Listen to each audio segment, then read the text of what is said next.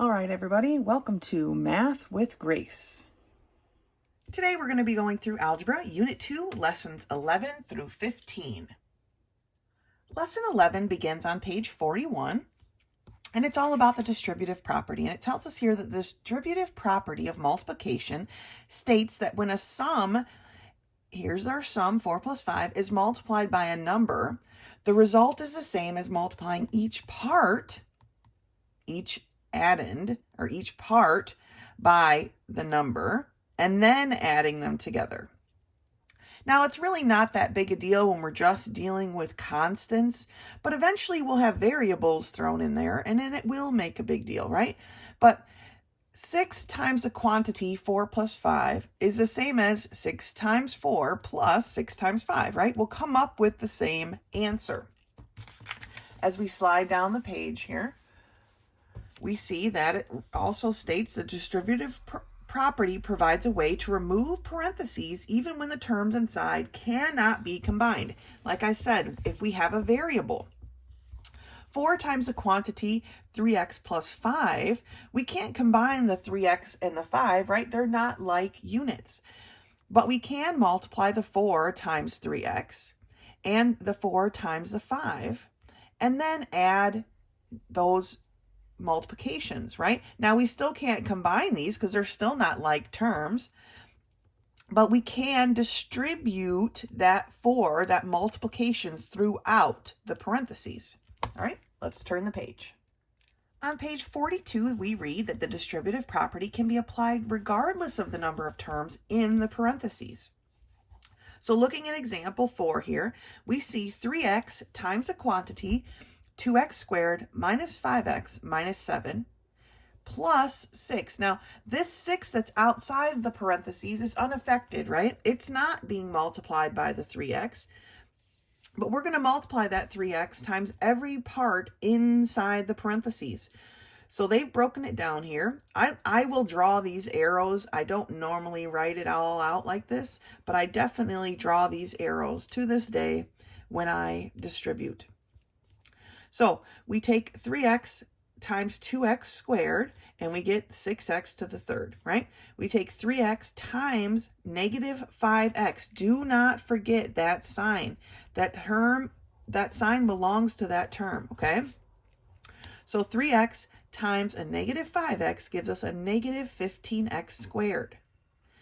3x times a negative 7 gives us a negative 21x. Now that we've gotten to this point, we can combine the like terms, which are those two terms, and then have our finally simplified answer. All right, so let's take a look at a couple of these problems. Here at the bottom of page 42, number 1 gives us 8 times the quantity x plus 6. Well, we're going to take and distribute our 8, right? So 8 times x is 8x plus 8 times 6, 48. All right, let's take a look at number 2.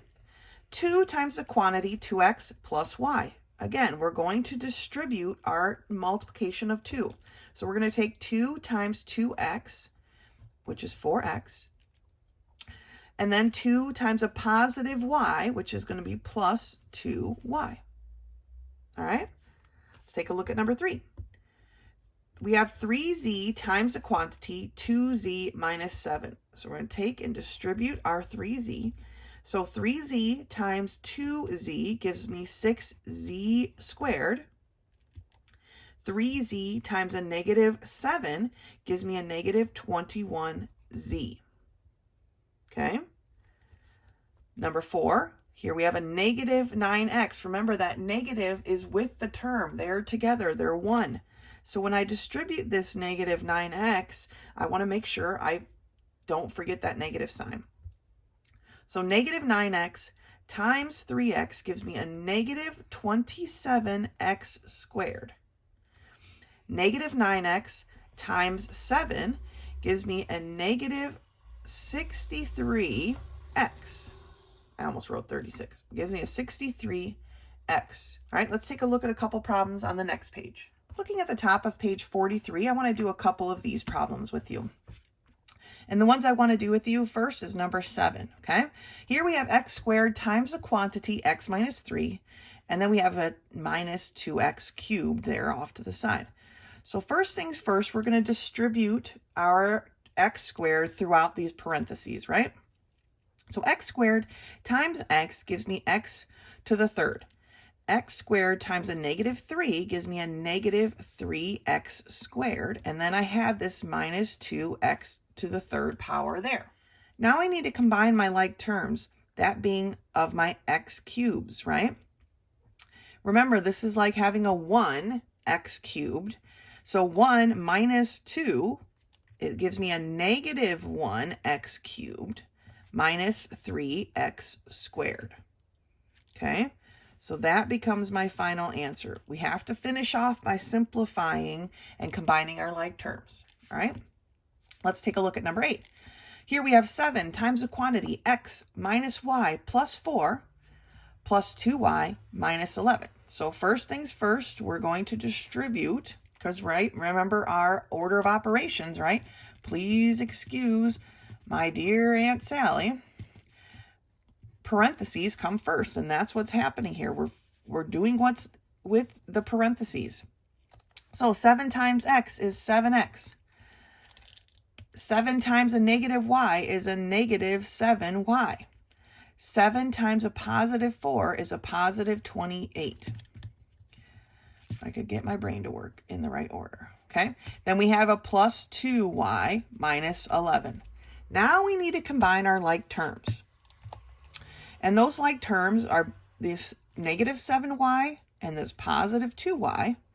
And then our constants, positive 28 and negative 11. The 7x just stays because there's no other x term for me to combine it with. Then I have negative 7y plus 2y. So if I went down 7 and then up 2 more, I'm still at a negative 5y. Then I have 28 minus 11, which gives me a positive 17. And that becomes my final simplified answer. Okay, so when we're distributing, you want to make sure you multiply by each term inside the parentheses. I like to draw the arrows, or the little swoops, arcs, so that I don't miss one, right? And whatever's left on the outside doesn't get changed by that distribution. And then we combine our like terms. That's lesson 11. Lesson 12 begins on page 46, and now we're going to be talking about roots and radicals. We've been working with numbers raised to a power, or exponents, for a while now. Well, now we're going to start talking about the opposite of that. The opposite of raising a number to a power is finding the root of a radical. And it requires breaking a number into equal factors. Now, the example they give you here is the 4th root, that's how we say that, of 625. So basically we have to look at what number raised to the 4th power gives us 625, right? Or what number times itself 4 times would be 625? Well, the answer for that is 5 in this case. So here are some examples of roots. Square root is something we've been dealing with for a long, long time, right? Cubed root or 3rd root, we've got the 4th root, and honestly, it goes on and on forever. Amen. Now sliding down here to the rest of page 46, we see that the root of a number is expressed with a radical sign. That's this almost like division bar, but it's got a little pink in the front. The number inside the radical sign is the radicand. A small number above the radical sign is the index. Here's our 3. That's our index, or a cubed root. And the whole expression is called the radical. They've got some broken down here. The square root of 25 is 5, right? Because 5 times 5 is 25. Now, when we write the square root, we don't really put a 2 here.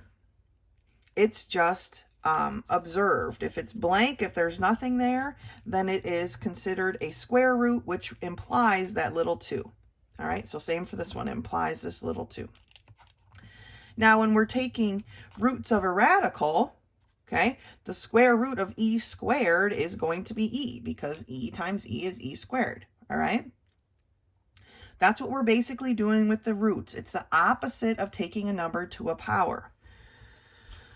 Now, when we're talking about negatives, which are fairly uncommon to work with, but when a radicand, the number inside the square root symbol, and the index is an odd, so it's a negative radicand, sorry, and the index is an odd number, like this 3, the root will be negative. So the cubed root of -8 is a -2.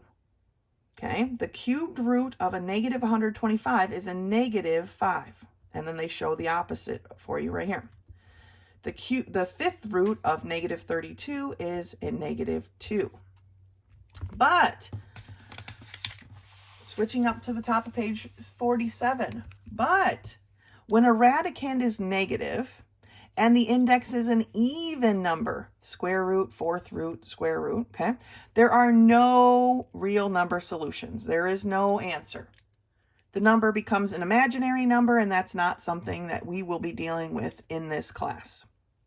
So if we have a negative radicand to an even root, we have no answer, okay? And this is how you mark that right here. This 0 with a line through it, okay? Now on page 47, they gave you a list here of numbers squared, common squares, which hopefully you know many of those, and then common cubes. All right, so when we square a number, we go from here to here, right? When we take the square root, we go from this side, the right side of the equal sign, back. All right, so the square root of 49 is 7, not 7 squared, it's just 7. All right, the cubed root of 125 is just 5. The cubed root of 64 is 4. All right, the square root of 225 is 15. So that's why they give you this list so that you can go back and forth. But I also want to go over it with you on your calculator. So pulling out a calculator, again, I've got my Casio here with me, and I'm hoping that you can see the answer. Okay, I got a 0 there, good.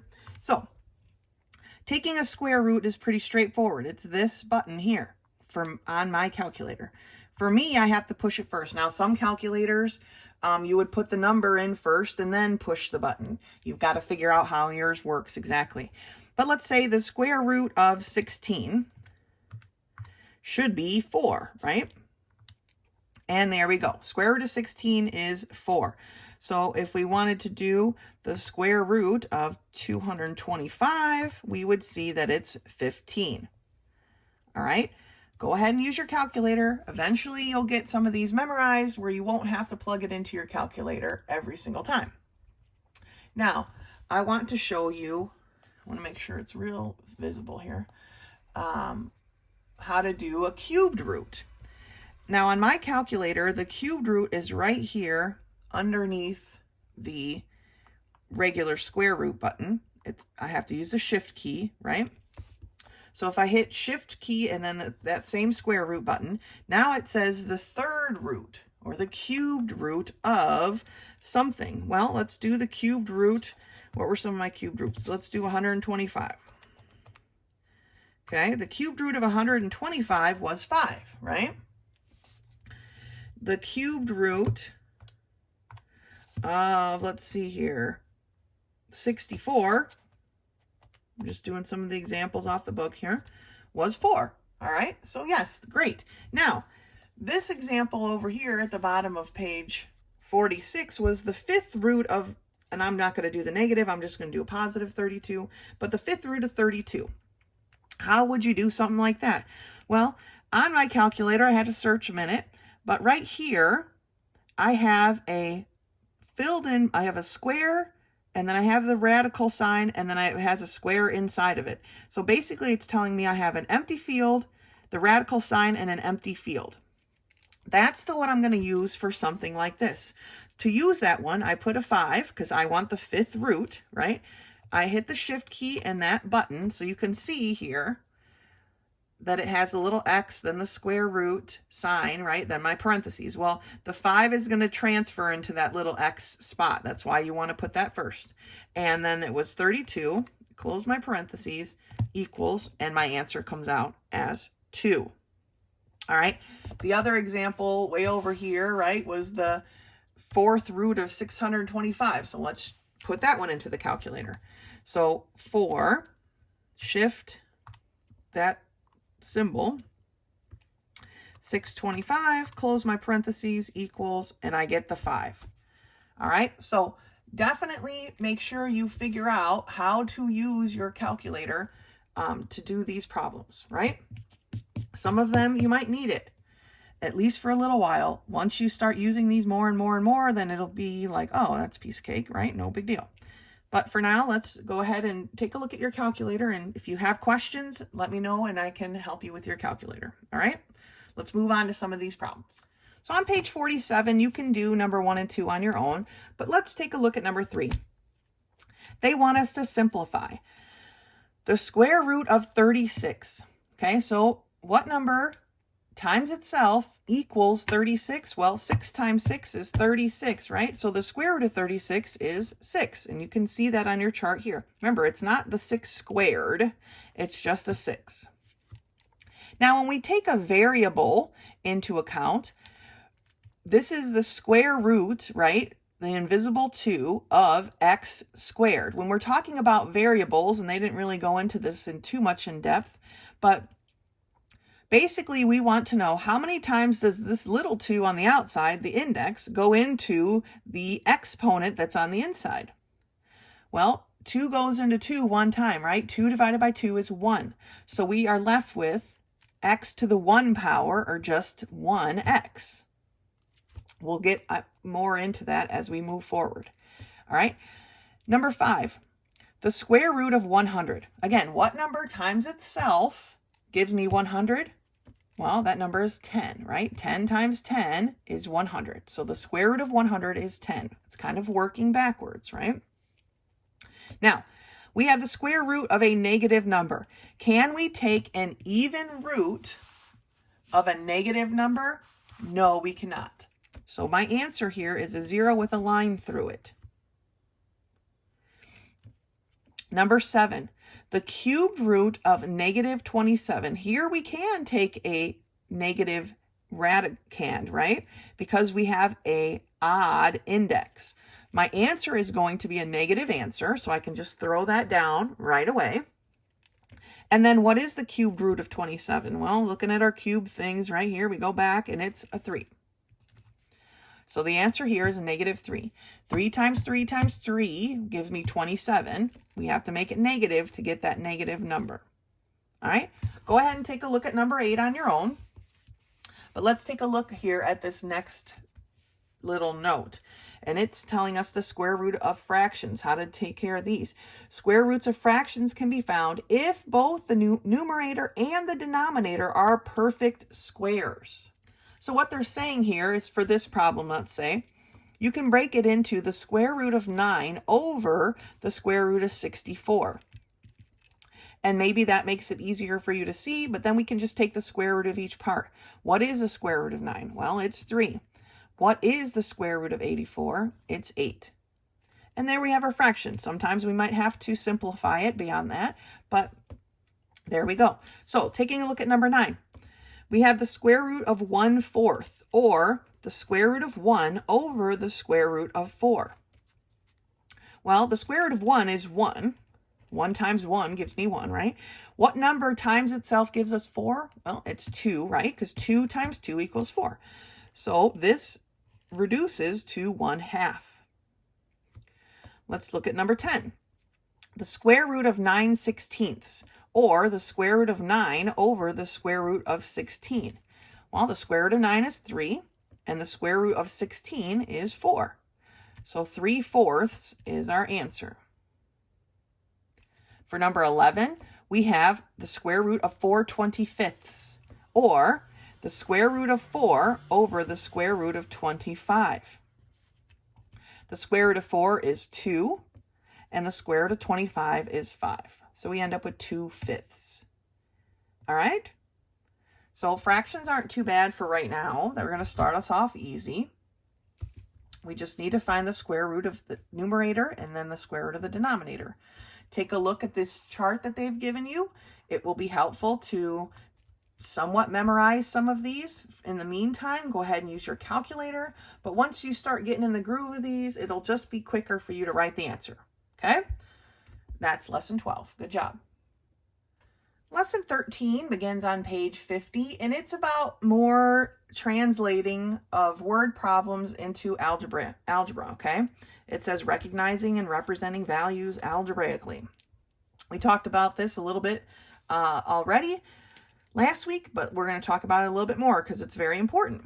So identifying unknown values and knowing how to represent them algebraically is part of applying algebra to real-life situations.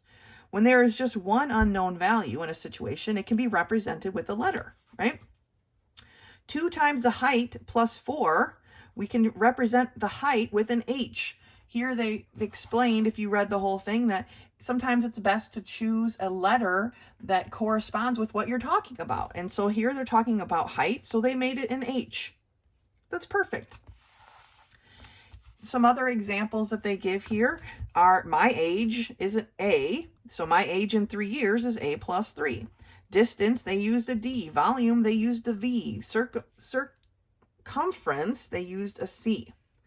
All right? These are all great variables that represent what we're talking about. When a situation contains more than one unknown value, a different letter is used for each unknown. If we used an N for every single unknown, would that be a good representation? No, we'd get confused. Which N are we talking about, right? So we want to use a different letter for each one to make sure we understand what we're talking about. Distance is our D, rate is the R, time is our T. So in the formula of distance equals rate times time, we have all 3 variables represented and we know where to put what information. The area of a rectangle is area equals length times width, right? L times W. A equals interest formula. Interest equals principal times rate times time. Each of those variables each of those things being represented has its own variable. All right, so let's take a look at some of these together. Top of page 51. It says assign variables to unknown and then translate. So there's 2 parts to this problem. Some people skip part 1, meaning assign the variables, and they just want to translate the expression. I understand wanting to just rush forward like that, but as we move on, it's going to be not that simple, and so we need to make sure we're doing part 1 before we do part 2. So this number 1 states my age 10 years ago. So my age is the assigning of the variables. My age equals A, okay? Then my age 10 years ago would be A minus 10, right? My age right now is what A is equal to. A is not equal to my age 10 years ago. A is equal to my age right this moment.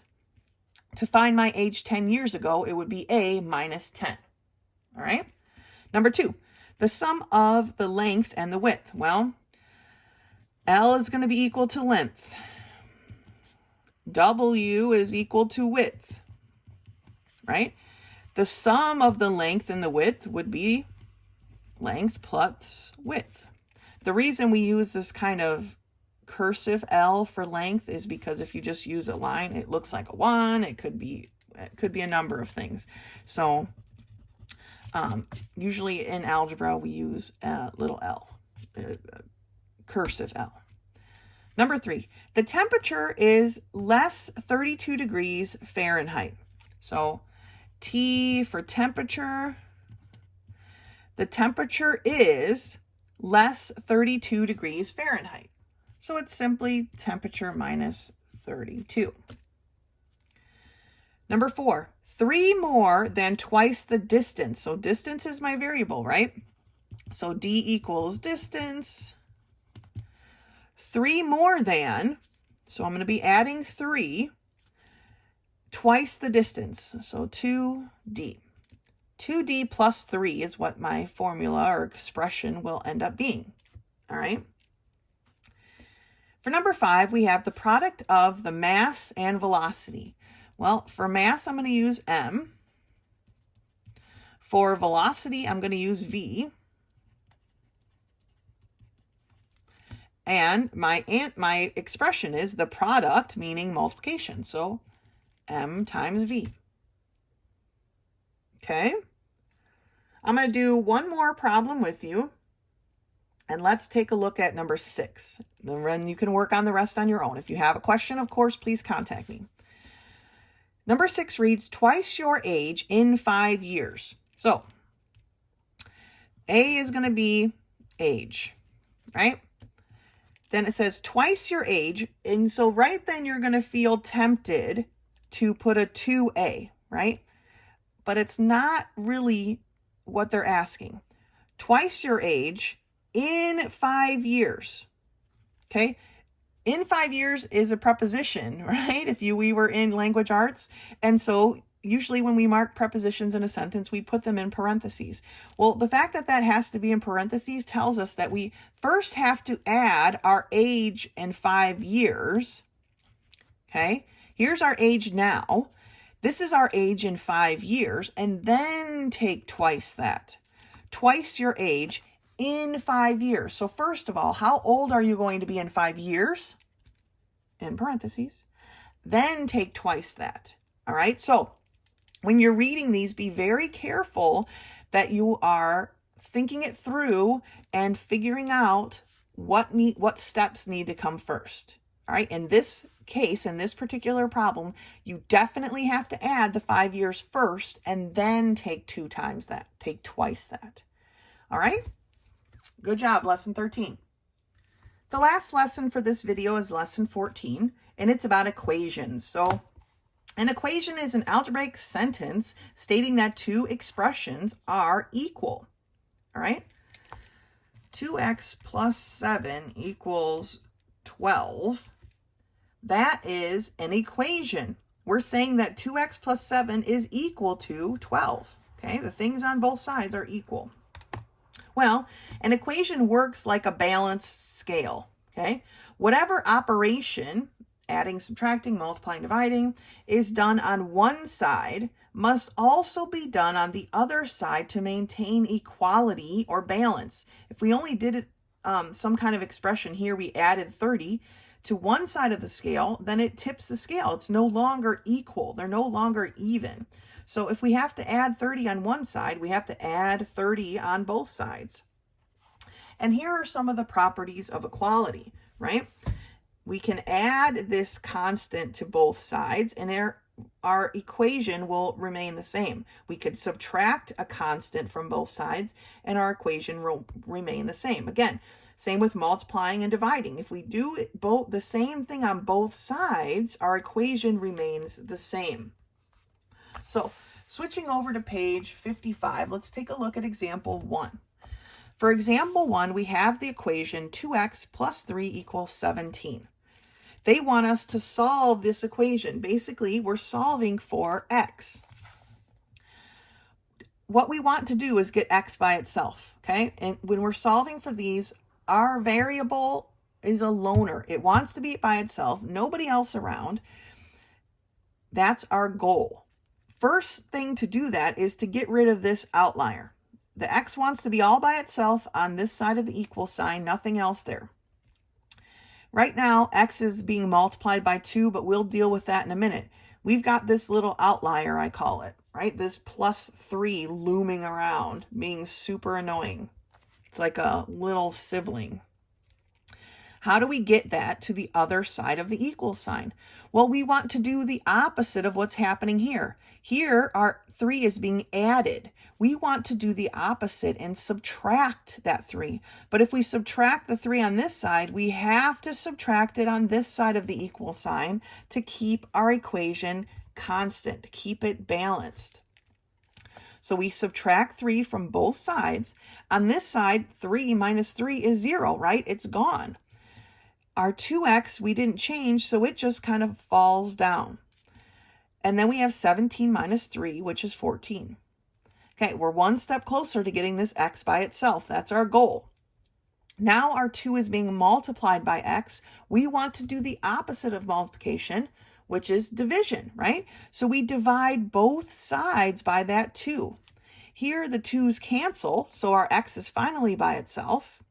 And then we have 14 divided by 2, which is 7. That is the answer then to that problem. X equals 7 satisfies this equation, and they show you that here by substituting that 7 back in for x. 2 times 7 is 14, plus 3 is 17. We have 17 equals 17. All right, let's take a look at example 2. For example 2 is a little bit different. We have x over 5 minus 64 equals 9 minus 70. First thing we have to do here is simplify and combine our like terms, okay? We combine our like terms on both sides of the equal sign. Now on the left side of the equal sign, there isn't really anything we can combine, but on the right side there is, right? We can take 9 minus 70 and we get this negative 61. Now, just like the problem before, we're trying to get our x by itself, but it's got this outlier. This time though, our outlier is a negative 64. Well, we want to do the opposite of that to eliminate it and add 64 to both sides. Negative 64 plus 64 is 0, so it's gone. Our x over 5 drops down. Negative 61 plus 64 gives me a 3. Now, in this case, for the next step, remember, we want to get x by itself. Here, our x is being divided by 5. We want to do the opposite of that, and the opposite of division is multiplication. So they put parentheses around and they multiplied both sides by 5. 5 over 5 cancels, and so our x is now by itself. And then 5 times 3 is 15. If you put the 15 back into the equation and solve, you'll see that it comes out equal. All right, let's turn the page. Now we're going to be doing problems like this incessantly because this is what algebra is. So it's good to have a good solid base for this. So please take your time and work through all of these problems. I'm going to do some with you. The rest you need to work on your own. Let's start with number 1. 2x plus 7 equals 13.